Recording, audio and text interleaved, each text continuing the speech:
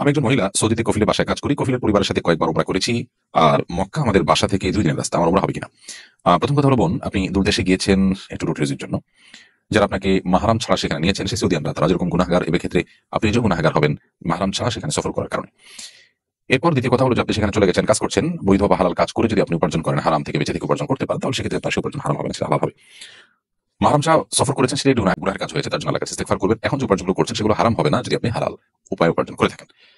এরপর প্রশ্ন হলো আপনার মূল প্রশ্ন যেটি, সেটি উত্তর হলো আপনি সফরের দূরত্বে আপনার কফিল বা মালিকের ফ্যামিলির সাথে যাচ্ছেন, যে ওমরা করে আসছেন। তো এই যে তাদের সাথে যাচ্ছেন, যে ওমরা করে আসছেন, এর কারণে আপনার ওমরা তো হয়ে যাবে, কিন্তু এটাও একটা গুনাহের কারণ। কারণ নবী করিম সাল্লাল্লাহু আলাইহি ওয়াসাল্লাম বলেছেন, লা তুসাফিরুল মারআতু ইল্লা মা'a যি মাহরামিন। কোন নারী কোন মাহরাম ছাড়া তিনি একাকী সফর করবেন না। আপনি যে কাজটি করছেন সেটি গুনাহের কাজ। এজন্য আল্লাহ তাআলা আপনাকে তৌফিক দিলে আপনি স্বামী বা মাহরামের সাথে কখনো ওমরা করবেন, আর না হলে ওমরা করবেন না। ওমরা করা আপনার জন্য ফরজ নয়। কিন্তু আপনার অবশ্যই মাহরাম নিয়ে সফর করার চেষ্টা করা উচিত এবং সফরে মাহরাম থাকা দরকার।